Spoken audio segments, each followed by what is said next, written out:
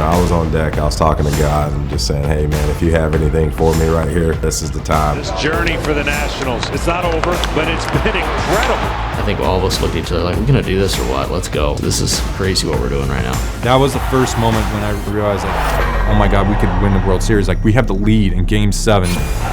Fighting until the last out. The Washington Nationals are world champions. Going 1-0 every day. From the depths of a forgettable 19-31 start, they have climbed to the top of baseball's highest peak. This is the story of the Nationals' improbable season.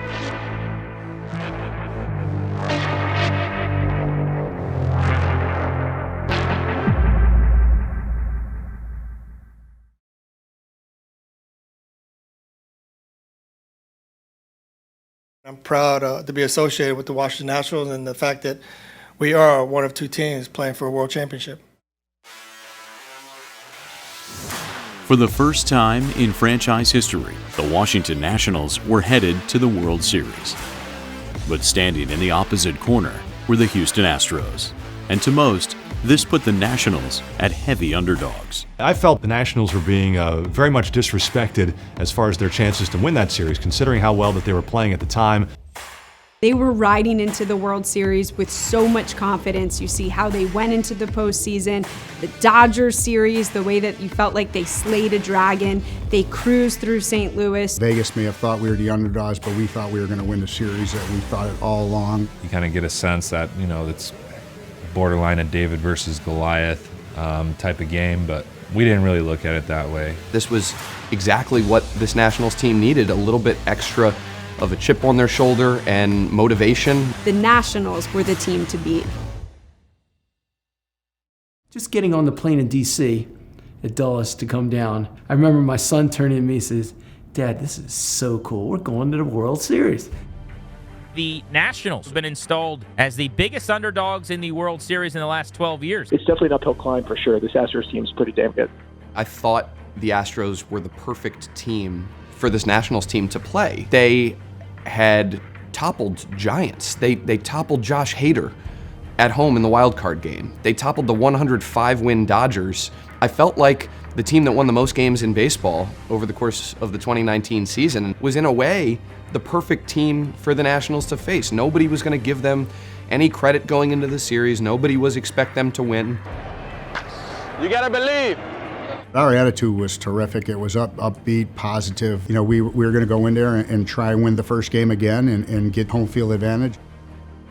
I preached all along about, you know, staying in the fight, going 1-0, and this is no different.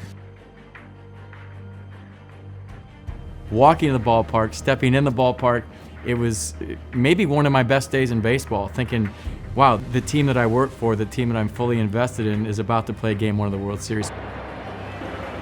How you feel in your first World Series? Same as you, man. How you feel? I feel good. I feel happy. Day? Yeah. You sleep last night?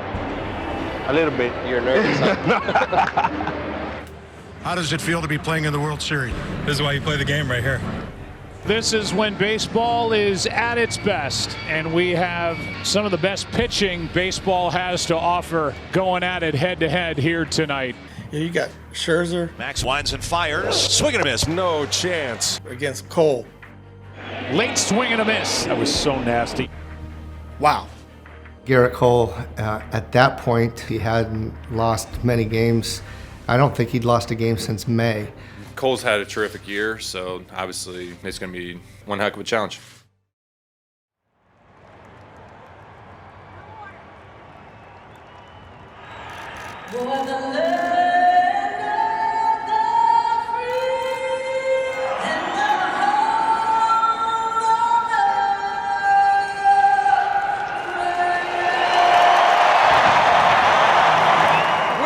For Game 1 of the 2019 World Series between the National League champions, the Washington Nationals, and the American League champions, the Houston Astros.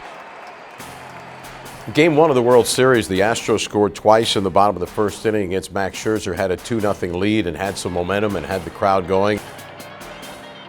Swing and a fly ball left center field. Soto going back, and it's off the wall in play. The Astros have the early lead here in Game 1. The fans were crazy, and I think there was this sense that it was going to be a little bit of a cakewalk. Who better than to quiet them than their most senior member, Ryan Zimmerman, a part of every national season, 15 of them. You're talking about the ultimate team player. You're talking about an unassuming superstar. You're talking about a guy who comes to the park each and every day, and he's going to put his best foot forward for the team. If you were in Hollywood and said, we're writing this script, we need to pick one player to hit the first home run, I would venture to bet that Ryan Zimmerman would be that guy. Swing and a drive hit well. Deep center field. Way back goes Springer to the warning track. Looking up, and it is gone. Goodbye. Bang. Zoom goes the Z-Man. Pretty surreal moment. You're just going up there and trying to have good at-bats, and you're facing one of the best pitchers in the game. And to be able to do that in my first at-bat on that stage, I think that's one of, if not the coolest moments of my career. The fact that Ryan Zimmerman hits the first World Series home run in Nationals history, I thought it was so fitting. This is the first draft pick in Nationals history. He's the face of the franchise. After he hit the home run, I went down to him and just congratulated him, and actually got teary-eyed, because he waited a long time to get to that point, and he was the first guy to put us on the board. That home run from Ryan Zimmerman, even though it only cut the lead in half, I believe at the time, I thought it really settled his entire dugout. Kind of told everybody that Cole's not invincible, and it gave the guys confidence to say, yeah, we can beat this guy. It was almost like the Nationals got their feet on the ground. Okay, we're here. This is going to be a series.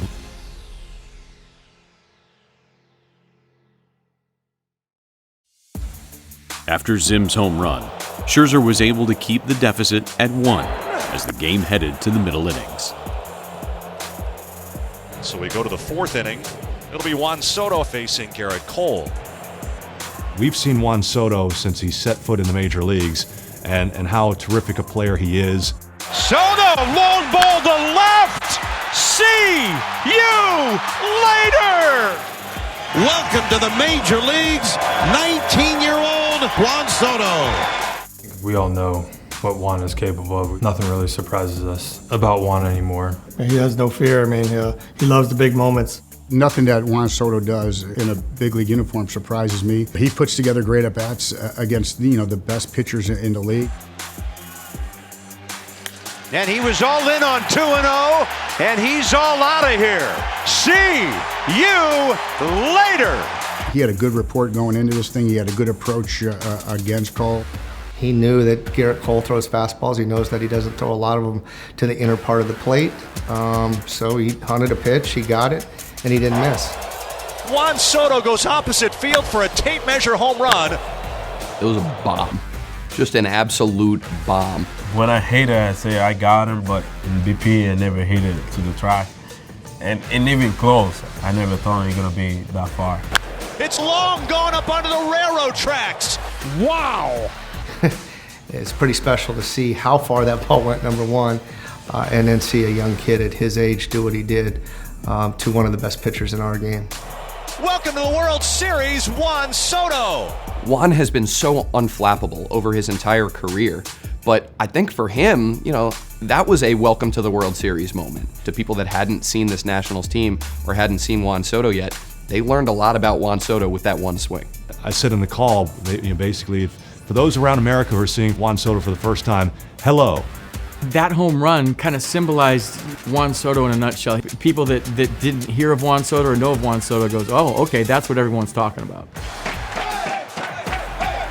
But Juan Soto wasn't done introducing himself to the baseball world, or Garrett Cole.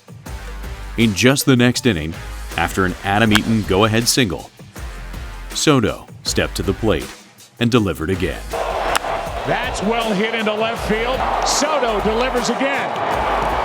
For someone his age to deliver on the biggest stage, that's where legends are made in baseball, and he turned himself into a postseason legend all throughout the postseason. Although Scherzer turned in another strong starting performance, his high pitch count forced the game into the hands of the bullpen. We're pitching with a lot of confidence. It does help when you have some of the best pitchers on the planet, our starting pitchers, that are willing to come down and help us out.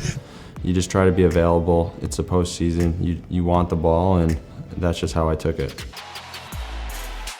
3-2 pitch. Struck him out. That was nasty. Corbin breezed through the 6th inning. The 7th and 8th, however, proved to be a bigger test. The Astros weren't going down quietly. In that 7th and 8th inning, Rainey and Huddy had to absolutely battle through those innings. The Astros were throwing everything they had at them. Those were some of their best at-bats of the night. High fly ball to left center. It is gone. It's a 2-run game. High fly ball into right center. It stays in play. It's a 1-run game.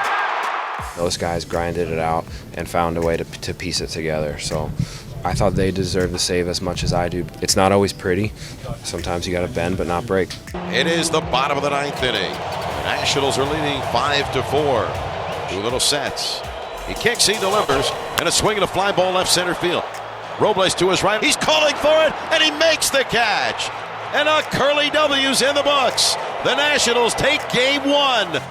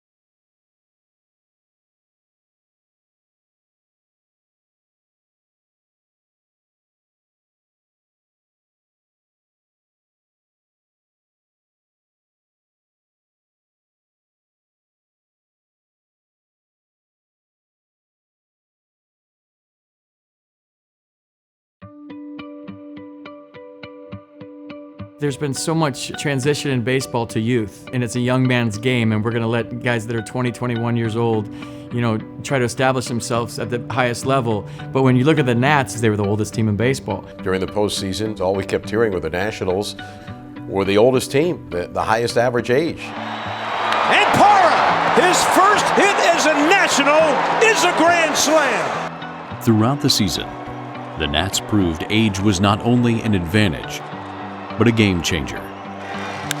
Kurt Suzuki, see you later! The Nats have won it! Unbelievable! While the young Juan Soto stole the show in Game 1. Welcome to the World Series, Juan Soto! Game 2 would shine a light on a veteran behind the plate. When you talk about a guy like Kurt Suzuki, a veteran presence, a guy that relaxes everybody that steps on the mound 60 feet 6 inches away from him because they have confidence in Kurt Suzuki to drive the car. Suzuki would catch Steven Strasburg in Game 2 as they faced Houston's Justin Verlander for yet another marquee matchup on the mound. Washington knew that winning Game 1 in Houston was big, but winning 2 would be enormous. And they wasted no time getting their offense started. Ball 4. That is a 4-pitch walk from Justin Verlander to start the night. Past the third baseman into left. What a good piece of hitting by Adam Eaton. 2 on, nobody out. Well hit and off the wall. It's Washington 2 and Houston nothing.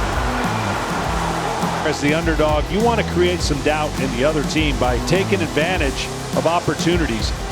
And that's just what Strasburg and Suzuki did in the bottom of the first. That's down the line. Fair ball toward the corner. Altuve's got a double with 1 out in the first. I felt like they were going to be aggressive. Obviously, you know, Altuve can run. He's known to run a lot and be really aggressive. We had the shift going on too, so Anthony was off the line quite a bit.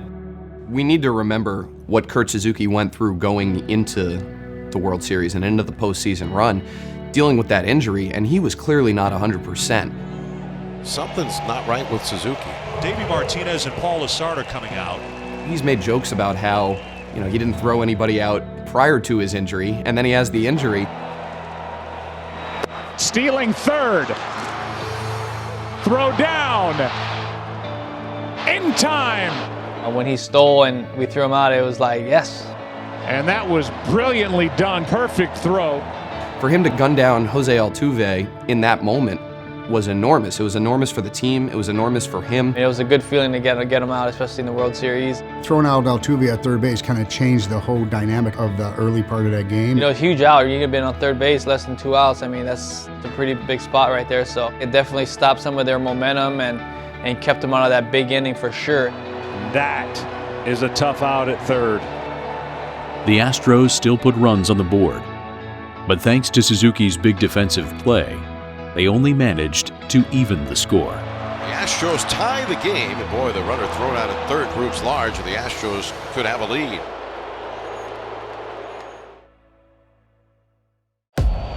In the 6th, the Astros threatened with 2 on and 2 out. Strasburg didn't flinch. 3 balls, 2 strikes. Strasburg ready. The runners go, the pitch. Curveball, strike 3, called. Steven Strasburg locks up Tucker, the pinch hitter, on a breaking ball. He survives the 6th inning. Big time pitch there for strikeout number 7. Another dominant postseason outing was in the books for Strasburg as the game headed to the 7th. Kurt Suzuki will face Verlander to begin the 7th inning. Kurt hadn't really hit in postseason, but his first couple of at-bats, he had very good swings. I think he made a hard out and he had a hit. And as he came up in that 7th inning, something inside me said, I think he's going to do something good here. And as he stepped to the plate, I made the comment that, you know, Suzuki has never homered in a postseason game, but in the back of my mind, I'm going, I think he's got a chance. Kurt has never had a postseason home run. Swinging a long drive, left field. He's got one now. It was crazy. I couldn't believe it. I still can't believe it that I hit a homer in the World Series. Suzuki gives the Nationals the lead. Being tied there in the 7th inning, starting to get to the back end of the game right there, and to be able to help put the team on top and give your team the lead was pretty cool. And this is a guy that has played a long time and had a fantastic career. And for him to show up on that World Series stage and deliver in that moment, both with his arm and the bat, I think everyone that knows Kurt knows how good of a guy he is, and I think everyone was thrilled for him that he was able to contribute like he did. Kurt Suzuki's first career postseason home run, and the Nationals lead 3-2 here in the 7th inning. When you win a championship, it takes every single guy in that clubhouse, every single coach. It's a team effort, and it's a good example of how you just never know who was going to stand up on a given night, and that night it was Kurt Suzuki. Suzuki's home run launched the offense into a 6-run 7th inning. And they have loaded the bases for Howie Kendrick. Swinging a ground ball left side. It's off the glove of Bregman. He hurries and can't pick it up. All hands are safe and a run will score. He delivers. Swinging a line drive, base hit center field as Drupal Cabrera drives home 2. 3-2 to Zimmerman. Swinging a chopper third base side. Tough chance coming in. Bregman bare hands the ball to throw to first. Throws it away. The Nationals lead 8-2. Big inning here in the 7th for the Nationals. But the Nats weren't done yet. They poured on 4 more runs in the late innings and emptied Minute Maid Park. It's a 2-run home run for Adam Eaton, and unleashing the plague of locusts, sending these Astros fans to the exits. And as Drupal Cabrera has his second hit, another run home. Bang! Zoom goes Michael Taylor. And the Nationals have put their mark on this World Series. The Nationals blow out the Astros to take a 2-0 lead in the World Series, heading home.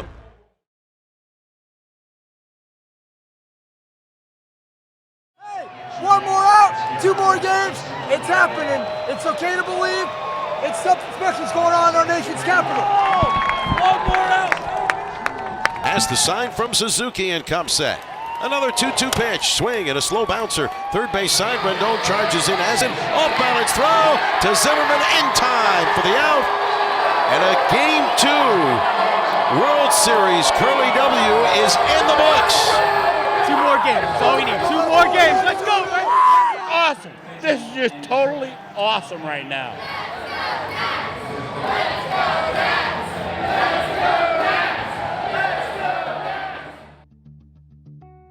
I never thought in a million years we'd come back 2-0. I was pinching myself a lot, that's for sure. After the first 2 games, I started saying to myself, we may just sweep these guys. I allowed myself to get a little ahead of the situation. I'm thinking, hey, the Nationals are just 2 wins away from winning this thing, and boy, it's going to be great to win it at home. For the first time since 1933, the nation's capital would host the World Series. And the team was coming home to a city brimming with pride, excitement, and support. This whole town is on fire already. It's nothing but red and white. It's really, really cool. Go Nats! Oh my God, I love this team. I'm so proud. This is history. It's wonderful. Grant and Danny on the Fan. We are live at Nats Park. We're getting you ready for Game 3 of the World Series. Friday, October 25th is something I'll never forget. Just to walk out of the center field gate at 2 in the afternoon and see how crowded the streets were and the electric atmosphere 6 hours before the game already, and how happy people were. I'll tell you, it was cool walking down here today. Everybody wearing Nats gear. You could feel the electricity everywhere. When people talk about Washington, D.C. not being a sports town, that was not the case. People were talking about it. They were wearing their Nats gear, Nats shirts, so fired up.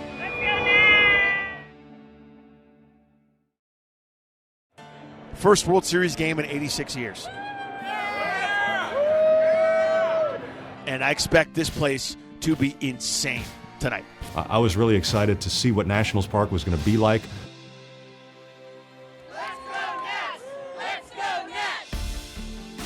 The atmosphere at Nationals Park was amazing. It's the best atmosphere I'd ever seen in our ballpark. To be upstairs in the booth or even on the field before the game as the park filled, to be there during the ceremonial first pitch, the national anthem, everything that led up to the first World Series game in the nation's capital since 1933. The decibel level of the crowd during the introductions and the start of the game.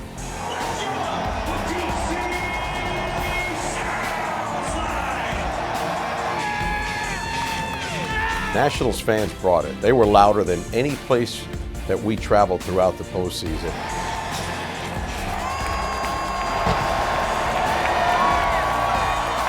To come here at Nats Park, feel that energy, be a part of history, that's something that I'll never forget.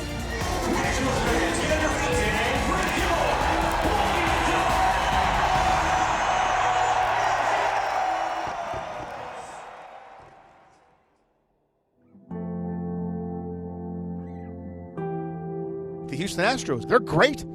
That didn't stop because the Nationals punched them in the mouth a couple times. I mean, this group is really, really good, and they should feel confident. They should feel as if they're not out of it. I think you have to credit that the Astros are a very good team as to what happened in Washington. The Houston Astros, great ball club. You knew that they were going to battle back. We knew it was going to be a hard series. We knew we were going to be in for a big fight. By no means did we think anything was close to being accomplished or the series was close to being over. Houston took wins in games 3 and 4 to even the series at 2 and put a damper on Washington's excitement. But with Max Scherzer slated to take the mound in Game 5, Nats fans held out hope for a much-needed home win. When I woke up that morning, I couldn't move. I couldn't move my arm. I knew I was in a bad spot. Even driving to the park, every pothole on the parkway, I could just, it was level 10 pain going all the way up in my neck. I just knew there's no way I'm going to be able to start today. Before we get started, I want everybody to know that Max will not start today. Scherzer will not start. Stunning news for the Nationals. Max Scherzer is not available tonight. I was sitting in the radio booth with my headphones on. I was driving to our Masson studios. I get a call from our producer telling me that Max Scherzer has been scratched. I think my shoulders slumped. It was obviously a dejecting feeling. I thought he was joking. I just remember texting Joe and just telling him, hey, I'm not going to be able to pitch today. You are. He was good. I got it. I didn't expect Max to let a World Series start opportunity pass him up. I'd seen him pitch with a broken nose and other things, so it kind of caught me off guard a little bit, but I was definitely prepared as far as throwing and how I felt on the mound. When we went through our meetings and everything, he was just kind of like, all right, I'm the next guy up. Joe Ross was the guy. Called Joe, prepared him that he was going to start Game 5, and we went from there. We weren't like, oh no, it's over. We don't have Max. It was just like, hey, whatever. Let's buckle down and play this game. As word leaked out that Joe Ross was going to pitch that game, and ultimately when Ross took the field for his pregame warm-up, the groundswell of ovation that developed still gives me goosebumps to think about it. There was, a whole lot of cheering. It was incredible. Nats Park, really got behind Joe. That just shows you the energy that we had on this team and in this city, that everybody believed in each other, that we were going to get this done no matter what happened. I don't think I've ever had that much support in any one particular moment in my career. The Let's Go Joe chant in the stadium, that was a first for me for sure, so it was kind of hard to ignore. In steps Joe Ross, and he is doing something here he's never done before. Obviously there was a bunch of emotions going through me at that point, but it was one of the most exciting times of my career so far. It was a great opportunity and I was excited to have it. Even though Ross wasn't able to come away with the win, his gutsy start was a statement of belief and confidence. Unfortunately, we didn't win that game, but it was the belief that we could. That mentality carried over to the road. We believed that we could beat some of the best players in baseball.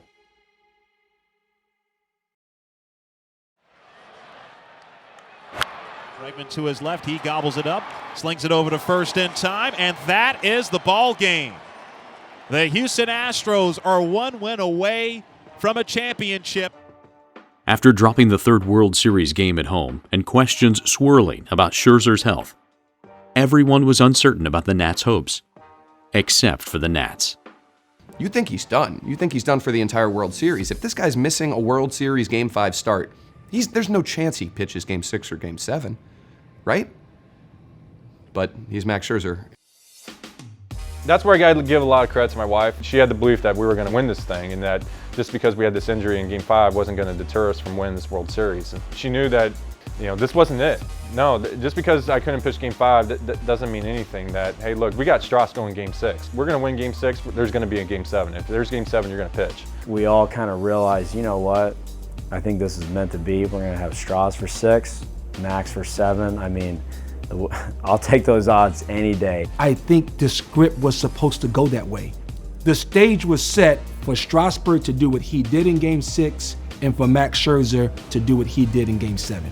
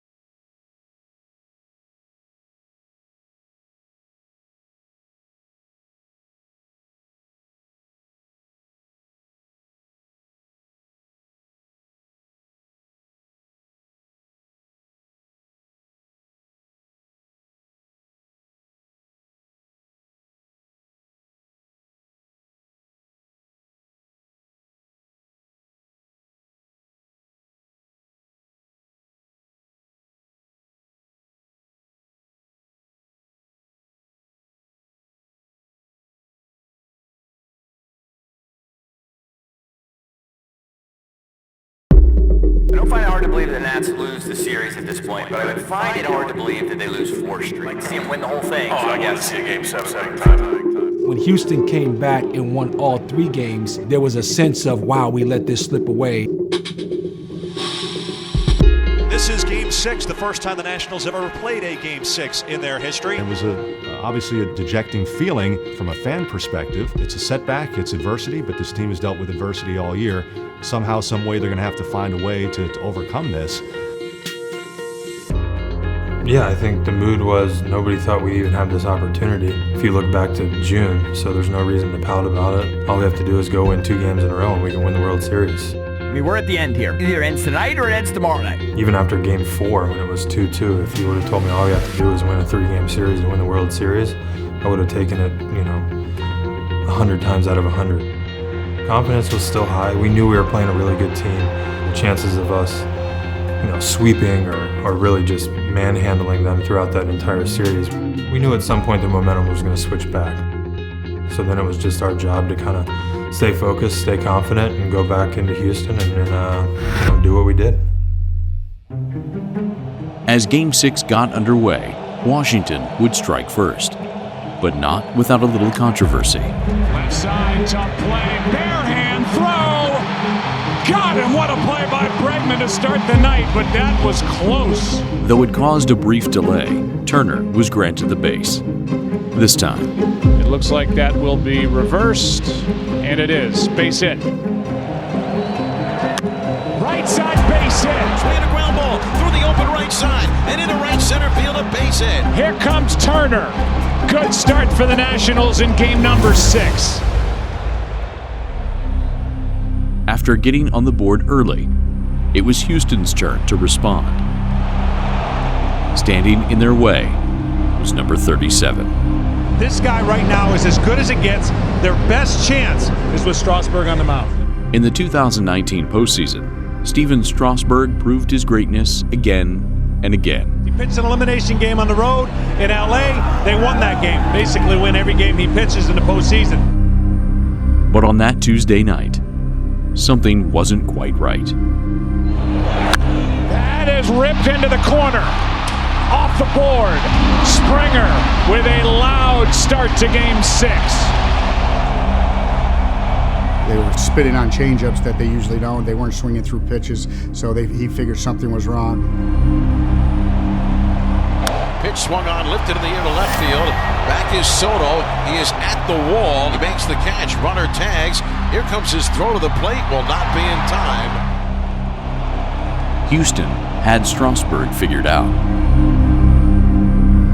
And it was going to cost Washington. Bregman shuts it into left. Goodbye.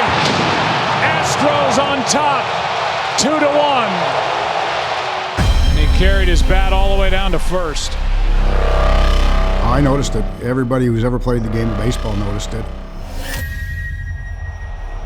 We thought that it was something that wouldn't go over well in the other dugout. But more on that later. I remember hearing that the opposition had Steven's changeup. Steven has an issue with the way he comes set on occasion. I've been in this game long enough to kind of know what tendencies there are, what hitters start to look for, and it creates a real advantage when you start to do certain things with your glove or the way you grip your pitches. If they can pick that up, it makes it a lot easier for them. A number of pitchers tip pitches, whether they got a finger flap in, they're shaking their glove different.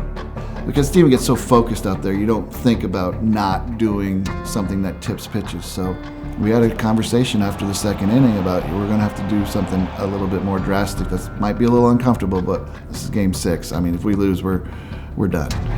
Overthrowing the breaking ball, trying to make that perfect pitch. You know, having Paul there and suggesting doing some different things really helped me. He's like, what do you want to do? And so we discussed it in the tunnel, and he goes, I can do that. I know it's going to look stupid, but I don't care. They can't know what's coming. 2-2. Good pitch down and in. Reddick strikes out. Left side. Rendon throws to get him. After that, it was kind of pretty obvious that whatever they had on me, they didn't have anymore. And a 1-2-3 third inning for Strasburg. Just as Strasburg settled in, Another pitcher's duel between Verlander and Strasburg. the cracks in the armor of Justin Verlander began to appear. That's down the line.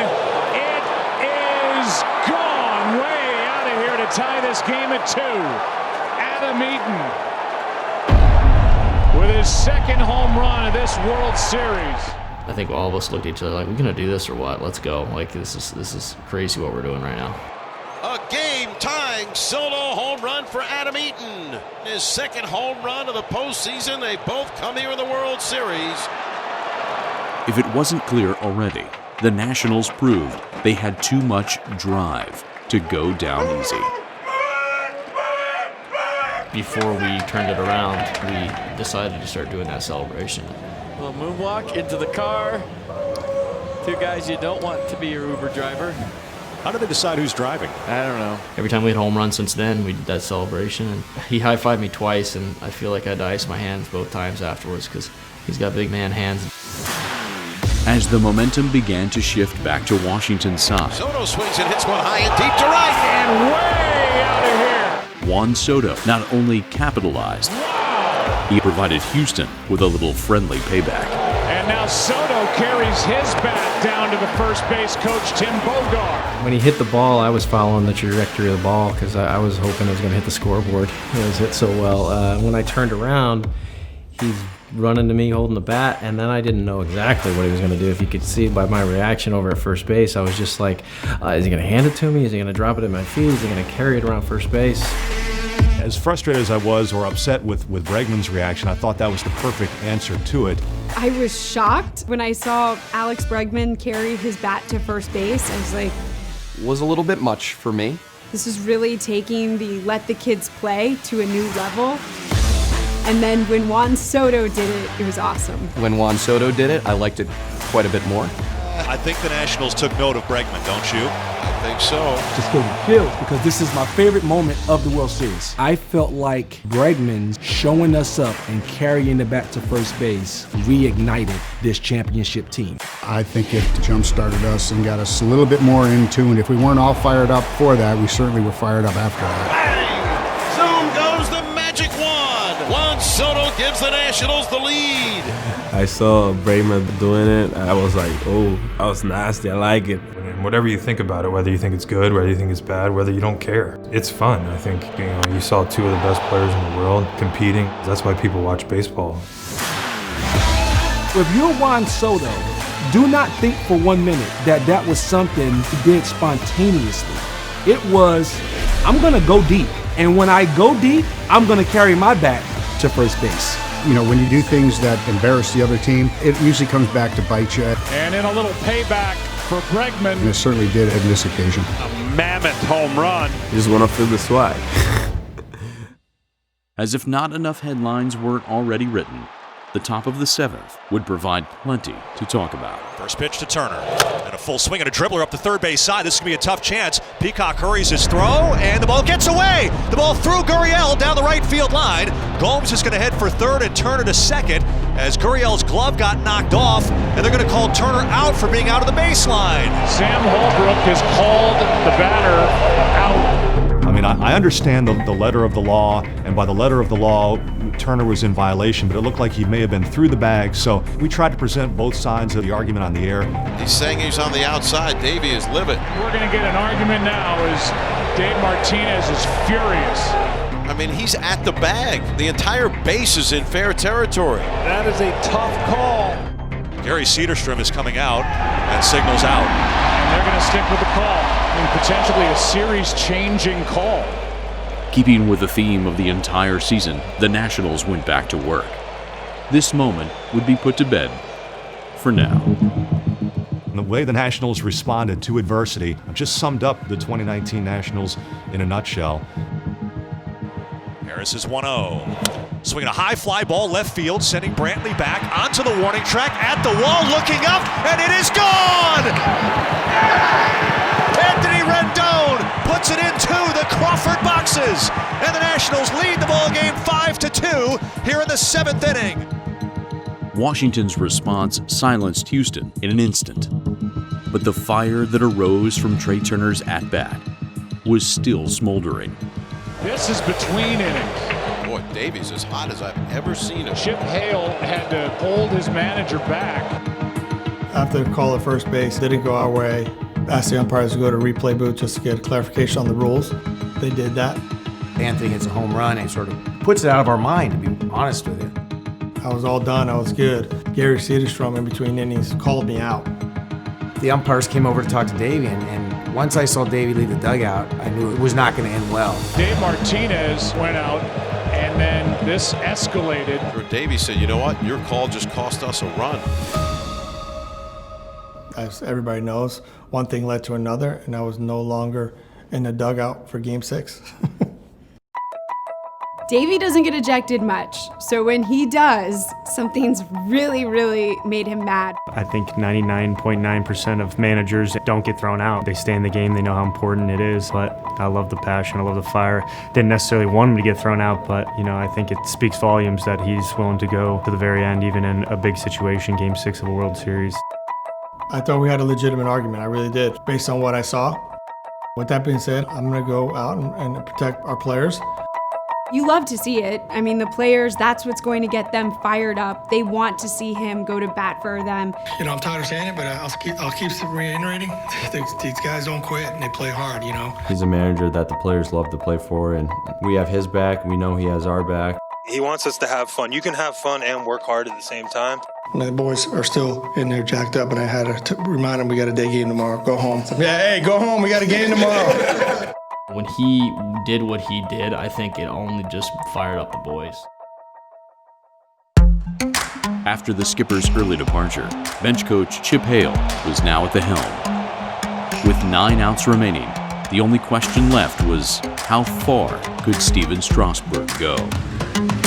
We felt like as long as he could go, we were going to let him go. He was dealing. He looked like he felt pretty good. Strike 3 called. Strasburg just powers on. This one off the end of the bat. Strasburg has taken his team through 8.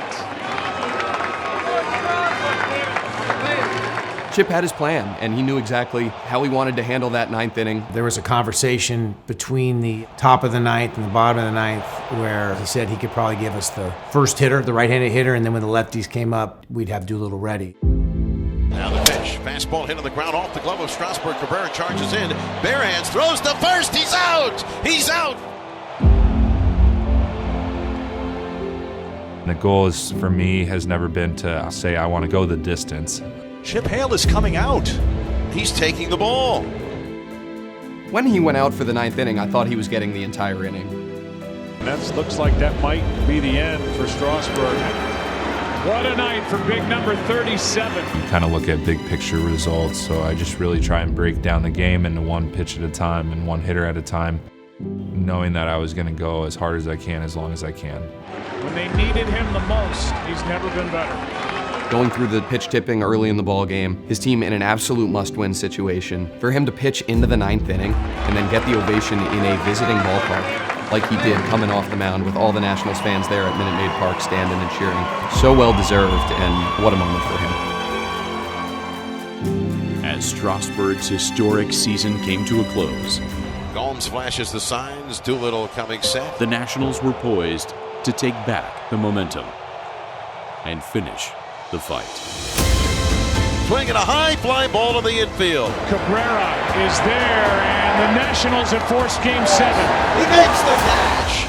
And a World Series Game 6 winning Curly W is in the books. The road team has won each of the first 6 games. Steven Strasburg is now 5-0 this postseason, and unless he pitches tomorrow night, he would be the only pitcher in postseason history to go 5-0 in the same postseason.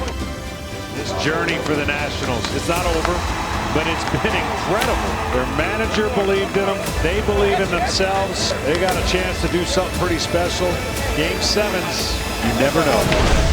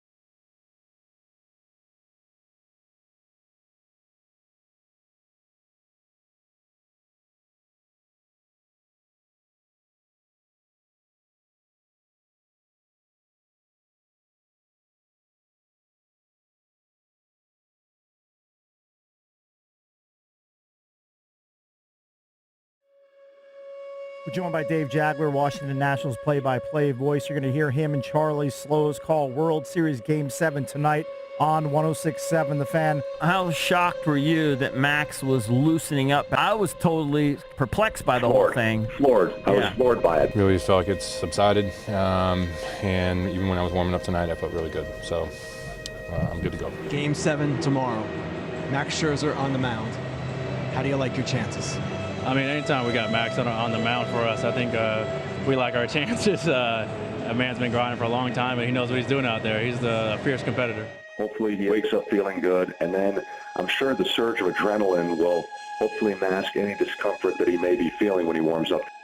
Prior to Game 6, Max was throwing in the outfield. After he finished that throwing session, he walked forward and bumped fists with Paul Menhart, with Paul Lessard.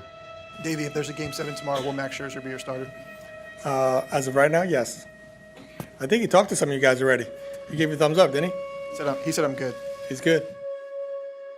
You know with Max all the time where he stands. He's not feeling good, you're going to see it on his face and see it in his body language. When he's feeling good about himself, you're going to see that as well. How long do you think you can go tomorrow? Should be good.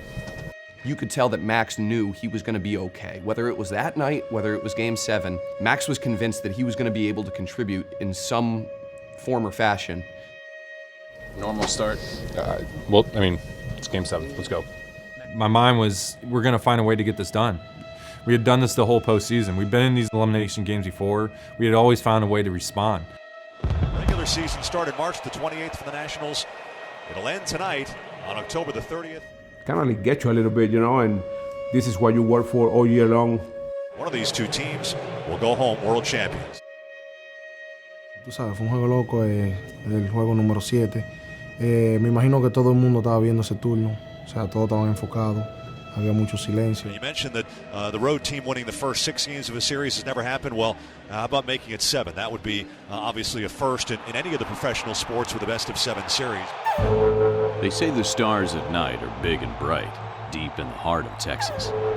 With another marquee pitching matchup on the horizon, Game 7, the World Series, would belong only to those that shine the brightest.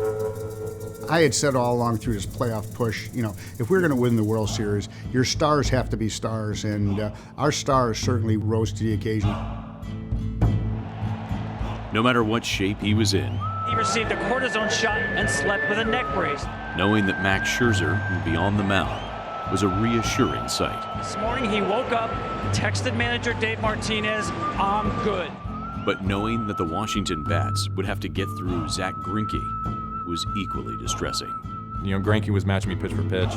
He's a heck of a pitcher, and you know, for me, I was just trying to be as competitive as possible and just keep the game right there. But the decorated veteran Greinke, nobody on. Here's Anthony Rendon. Shut down the top of the Nats lineup. 1, 2, 3 in the opening frame. Left side, Bregman, down go the Nationals, 1, 2, 3. Zach Greinke has himself a strong start. Well, 36-year-old right-hander Zach Greinke retired the Nationals in order on 8 pitches. Now it's 35-year-old right-hander Max Scherzer's turn for the Nationals. As Scherzer held back the top of the Houston lineup. Good pitch by Scherzer as Bregman was jammed a bit. 1 inning is in the books. It became pretty clear that offense would be hard to come by in the early innings. Out at second, out at first, double play. And the 5-time Gold Glove Award-winning pitcher takes care of that one easily. With the exception of Houston's solo home runs. It's a line drive home run for Gurriel. Neither defense wanted to be the first one to blink. Hit it hard and right at Soto for the out.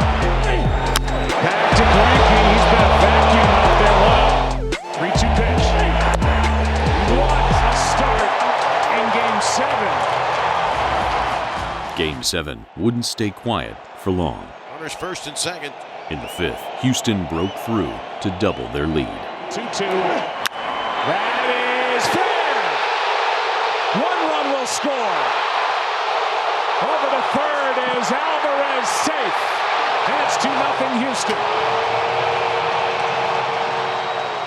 You know, I pitched 5 innings. I felt like I left everything on the field. I gave everything I had in that moment, even though we were down 2-0. And now Runners on first and third here at the bottom of the fifth inning with the Astros leading.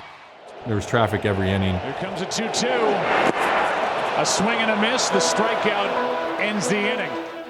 For him to come back Game 7, literally from the dead, to be able to perform the way he did and with what he had speaks volumes. You know, I was emotionally spent after those 5 innings. It took me an inning to kind of regroup. 5 innings pitched, 7 hits, 2 runs, 4 walks, 3 Ks, a home run allowed. 103 pitches, 58 strikes. He had 9 batters faced in this game. Pray to God that we were able to get to Greinke later or to their bullpen. As Scherzer left the mound for the final time of 2019, Washington looked to Patrick Corbin. We had no reservations whatsoever to bring Patrick into that game. His history, his experience led us to believe that he could handle any situation. He knows who he is, and his stuff just plays. Check swing, strike 3. Springer strikes out on that pitch in the dirt. Tried to hold up. He was just on straight attack mode. Didn't even care if they knew what was coming. When you get 2 strikes against Corbin, you're going to have to be awfully good because he is going to bury that pitch in there. I mean, these are games that every big leaguer wants to be in. You try to be as well prepared as you can. You're not out there thinking about the situation the moment you're in. You have a job to do, and you just focus on that. Washington had another job, to send runs across the plate, and time was running out. You keep thinking they just need that big hit. They've been doing that all season long, all postseason. 3-man shift on the left side. We had always found a way to respond. It didn't matter who it was. Didn't matter what part of the lineup. Somebody found a way to get on base. Somebody found a way to get him over. Somebody found a way to hit a homer. There's a 1-0. That is a rocket to left, and the lead is cut in half. Rendon makes it 2-1.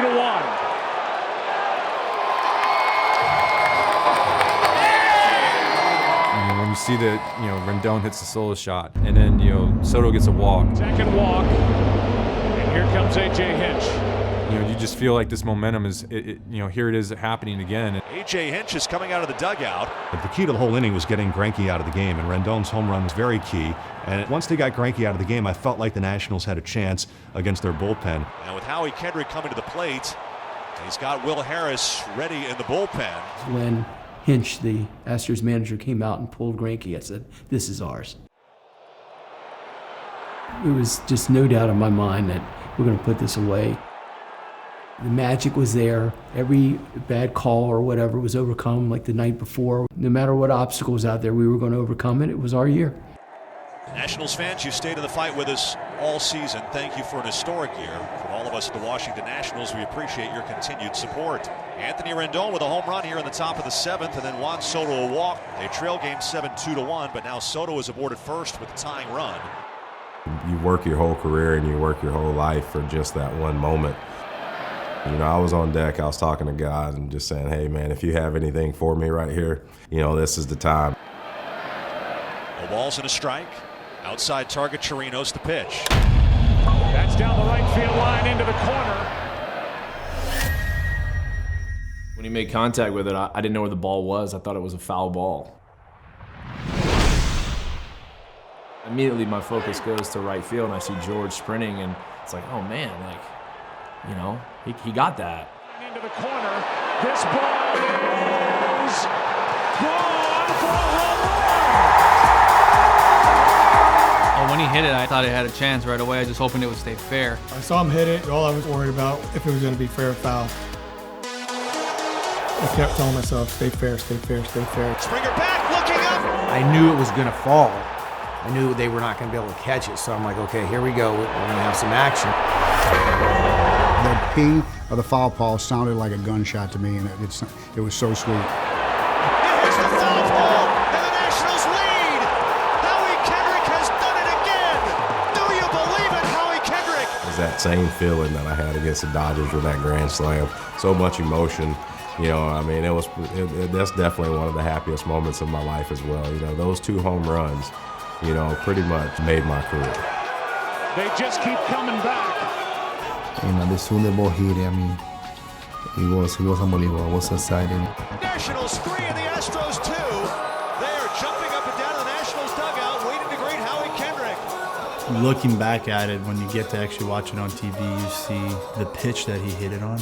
It was a really good pitch. It was a cutter down and away. And I'm willing to bet that on that exact pitch, 1 out of 100 guys will hit that ball that far and fair. I knew he was hitting home run before he hit home run because I think he had faced Will Harris 2 times before that, and Will Harris got him out. I said to somebody that, how he's going to face him one too many times, he's going to get him. He had gotten me out at our place. Struck him out. He threw me a cutter up top, and he punched me out. You want to come through for your team, and then that bat, I was like, failure wasn't an option. The way it happened, I was like, man, that was unbelievable. As an athlete, we have a tendency to maybe take too much blame on shoulders and things like that. So I took it hard in that moment. As I got away from it, it was more about what Howie did than what I did, and being able to separate those two things and realize that he just made an unbelievable play for his team. That was the first moment when I, kind of realized, like, oh my God, we could win the World Series. Like, we have the lead in Game 7 in the 7th inning. The Nationals added a run to go ahead 4-2 in the 8th inning. Swinging a line drive, base hit toward the line. Eaton rounding third. Soto delivers again, and it's 4-2 Nationals here in the 8th. Houston's a terrific offensive club, small ballpark, and at that point, they were blooping a blast away from tying the game. With a razor-thin margin, Corbin put up 3 scoreless innings in his most important outing.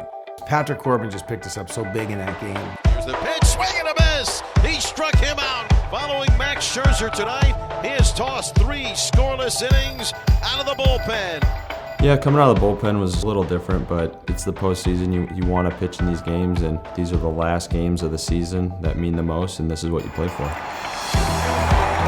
You knew with Hudson ready to go and Doolittle possibly in reserve that the Nationals had a real good chance to do it. But in the waning minutes of the 2019 season, the comeback Nationals knew better than anyone that no lead could ever be safe. Yeah, we knew there was a chance at that point, but in my spot, I don't really think we were going to win the game until there's 3 outs in the 9th inning. With the finish line in sight, Washington kept its foot firmly on the gas pedal. That is up the middle. 1 run scores. That's Gomes. They hold. Robles now send him as Marisnick kicks it in center. 2 more runs and it's 6-2. Well, once we got the lead and we got out by a few runs, I had all the confidence in the world about our bullpen. I knew what we had down there. I knew who we were bringing in. And it was a matter of counting down the outs. Daniel Hudson, the right-hander, gets loose. No matter what happens, you can have plenty of runs, but it could be like a 1-run ball game, 4-run ball game. When the closer's out there in the bottom of the 9th, you always get the 1, 2, 3 in the order. It's the bottom of the 9th inning. Game 7 of the World Series. The Nationals 6 and the Astros 2. And Daniel Hudson will take over the pitching now for the Nationals. It's something you can't really describe. The energy that was in Minute Maid Park, jogging in from the bullpen. We were winning at the time, but it's probably the highest leverage situation other than maybe Game 4 of the NLCS. The bottom of the 9th, Game 7 of the World Series. You got 1, 2, 3 coming up to end the game. It was an easy decision to put Huddy in there. We knew that he was the right guy because he was going to attack. We felt really comfortable that he was going to get it done easily. In that last inning, you go out there and you have a 4-run lead, and you're feeling confident, but I just kept saying, get the leadoff guy, get the first out. We got to make sure we get the first out. I always talk about it in Little League. They talk about it all the way back to when you learn to play baseball. We get out there, attack the zone. Springer takes first pitch. Strike 1. Springer takes a strike at 96. I'm kind of like, no chance. They're just going to let us get ahead. Now the pitch. Boom. Fastball in. Springer pops up. And that's a mile high on the infield for Cabrera. He makes the catch. 1 away here in the bottom of the 9th inning. Okay, we're 2 outs away from winning. Once you got that first out, you started to feel a little bit more confident. Altuve next. First pitch heater takes. Fastball's in there, a called strike 1. What in the world, man? They're just letting us get ahead. Next pitch, strike 2. What in the world? And it's not so much that they gave up the game. This momentum had shifted tremendously. Elevator heater against Altuve, swings through it, strike 3.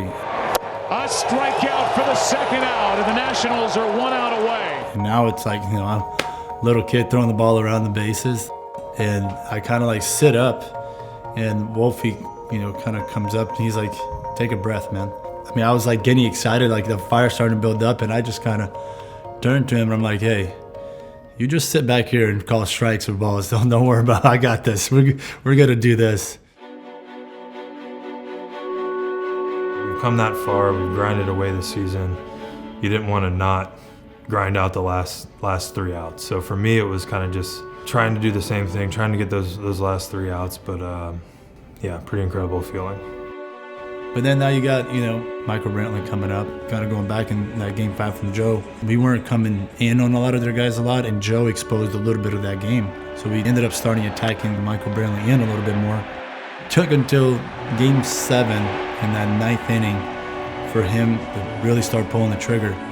And we go in, and Brantley freaking smokes it. That one is down the line. And then, we kind of both turn and just foul. And now the Astros down to their final strike. And that's when it was like, he finally started pulling, the trigger on a fastball in. And I, decided to go with the back foot. Huddy was Huddy, and the 3-2 slider to get the strikeout. Wow, I don't know what else to say. Swing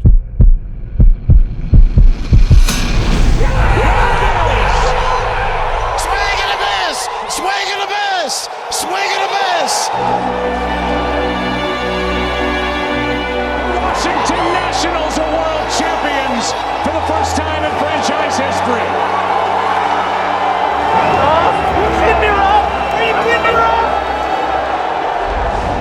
Perfect pitch, and that's when all chaos, all hell breaks loose. It was just one of those situations where I just had this gut feeling that if I execute a slider down in, I'm going to get a swing and miss, and we're going to end this thing. Swing and a miss! And a World Series Game 7 winning Curly W is in the books! The celebration is on! The Washington Nationals are the world champions! What a guy. I'm so happy.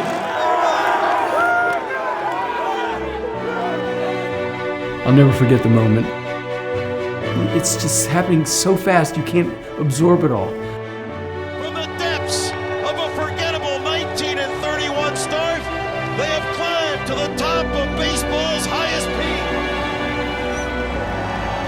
To bring a championship back to Washington, D.C., what does that mean to you? The dream came true, and we did it for the fans of Washington.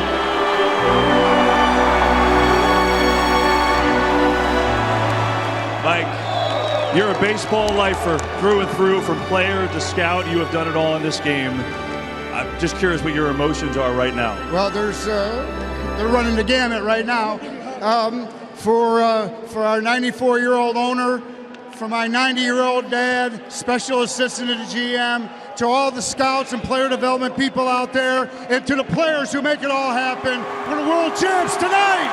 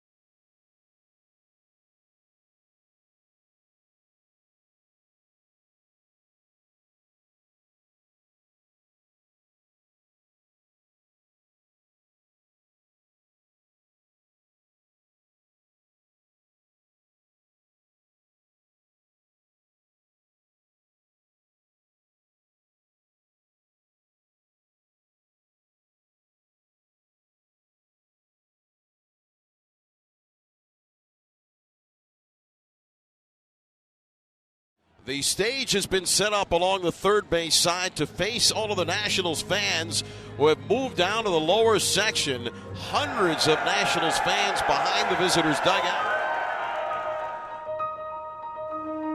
It was everything I dreamed of, and it was just a special moment we'll all never forget.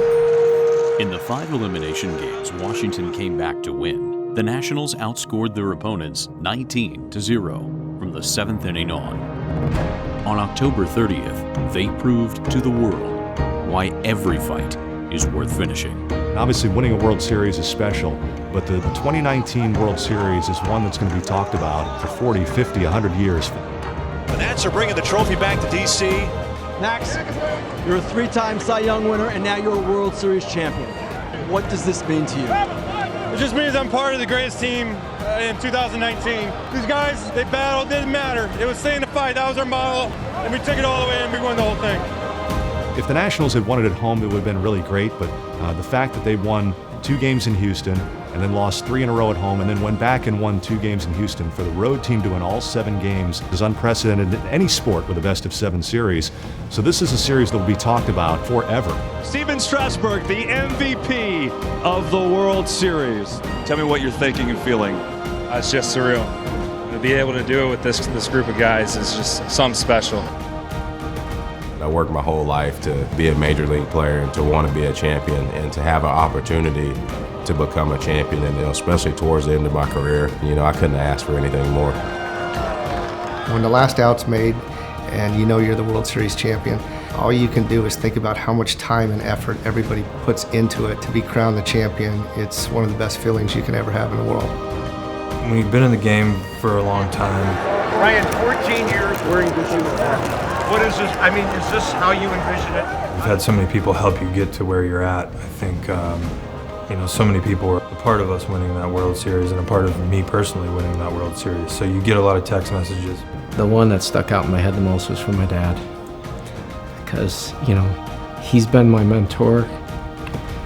And winning a World Series was pretty special. Just glad he got to see it. I think it was the phone call I didn't get to make. My father, 2014, had got ill and passed away. I think probably the phone call I didn't get to make was one that I wish I could. I think he would have been really proud. I had a personal, unreal story inheriting this unbelievable team in May and losing my parents a year or so prior to that. What consumed me was having my own personal family, my wife and my 3 kids there.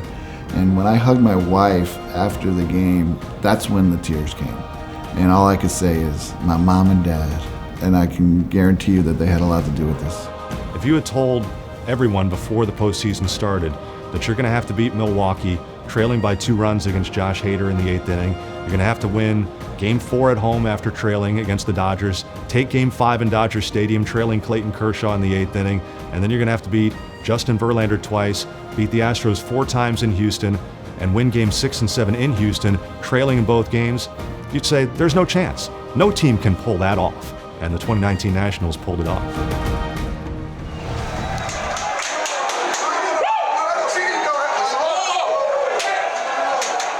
Congratulations, sir. Congrats. I'm gonna go party. Oh my God. He's going to go party.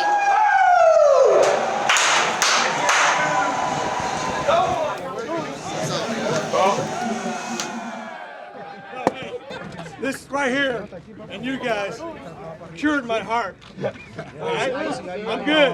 So tonight, I will celebrate with my boys because we are the world champions.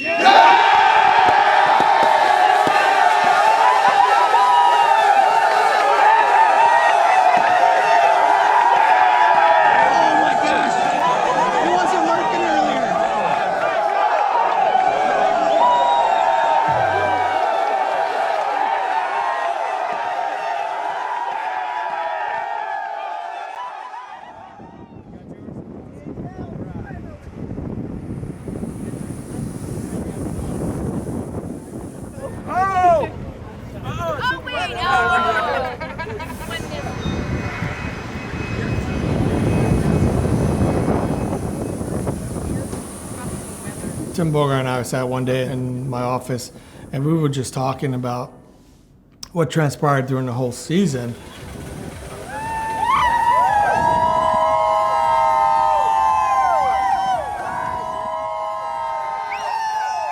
He just all of a sudden said, man, bumpy roads, how about the bumpy roads? And I just looked at him and said, oftentimes lead to beautiful places.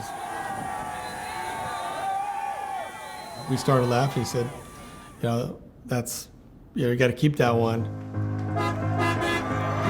Dave Martinez, you're a lifer in this game. What's this moment feel like for you right now?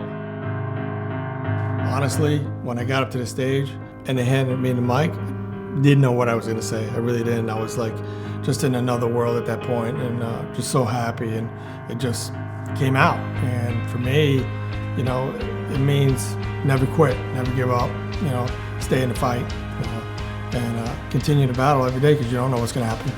Often bumpy roads leads to beautiful places, and this is a beautiful place.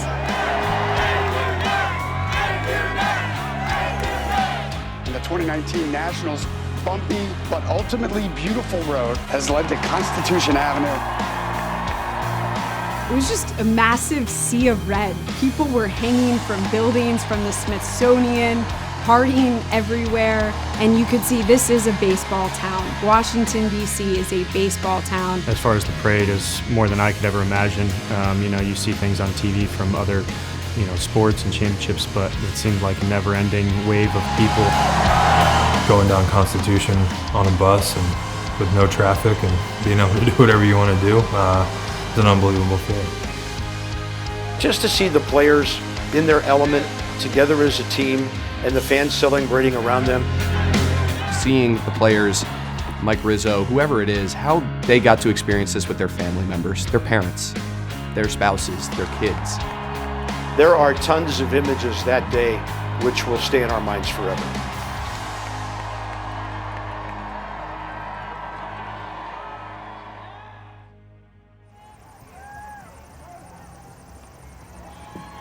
Wow. What a special group of guys, man. These guys, we fought all year long. We stayed together.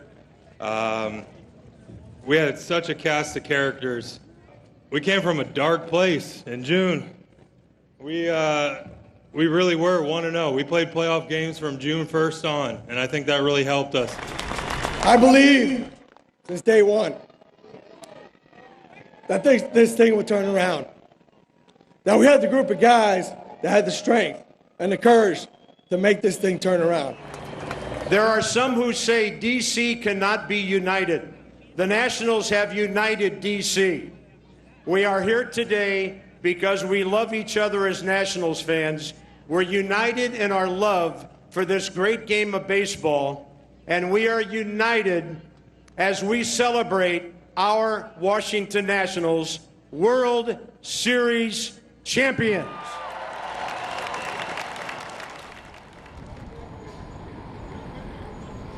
It's hard to really sum up what winning this title means for the city. I'm a local boy, and I know what it felt like to have a DC baseball team come back. I know what it felt like to see this organization build from the ground up through those first handful of years, and then taste winning, and then taste postseason disappointment, and taste it again and again. I think you have to remember those times to fully appreciate the amazing times and the really good times when they happen. For the first time since 1924, we brought the World Series championship back to our nation's capital. They say good things come to those who wait. 95 years is a pretty long wait, but I'll tell you, this is worth the wait. Like Mr. Lerner said, it was worth the wait. The fans, we grew up together. I came here when I was 20 years old, right out of college. You guys hadn't had baseball in a long time. You were learning how to be fans again. I got guys that come up to me now that are 30 years old and said I've been their favorite player since they were a little kid. which is disturbing. Basically like Juan. But what a group of guys. We're 2019 World Series champs, and nobody can ever take that away from us. And you know what? Bumpy roads do lead to beautiful places, and this trophy right here is proof of that. So this is for you, DC. You guys have been amazing. You guys have been right there for us. You guys have been great. You guys are behind us all the time. Anytime we go out to dinner, anytime we're walking on the streets, you guys have always been so supportive and so nice to us. I truly believe this is the greatest city to play sports in the world. Thank you.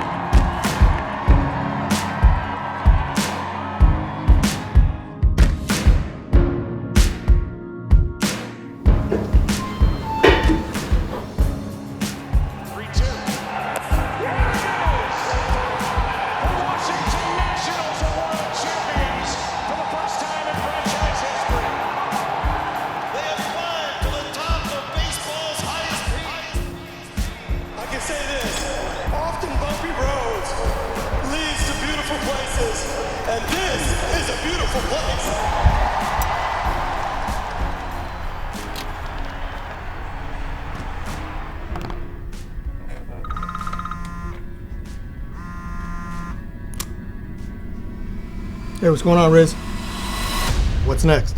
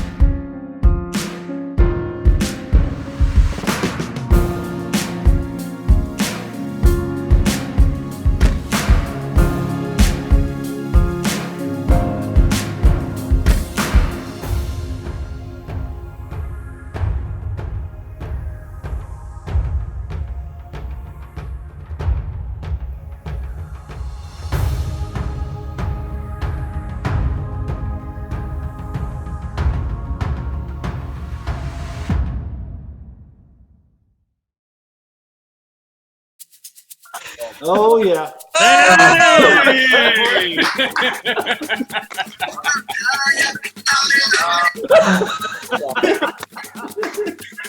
You've been working out during the quarantine. This dad bod mixed in with a couple of zits coming in right here.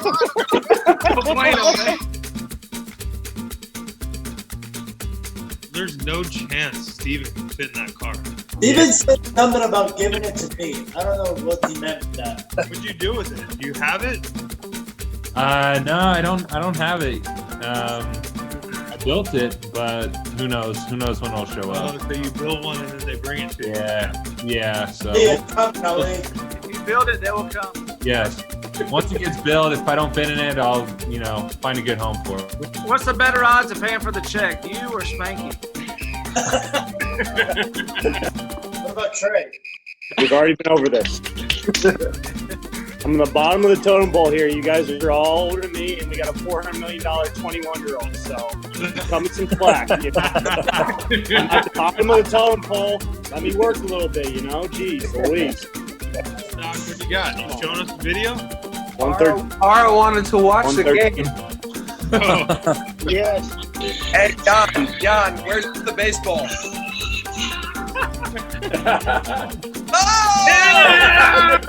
Oh, he's got. Hey, that's a brand new baseball. Oh, look at John. That's not the ball. That is sparkling not white. the ball. Is that really the ball? The strike three was a foul ball. Let's see the little silver thing on it. Let's see the authentication.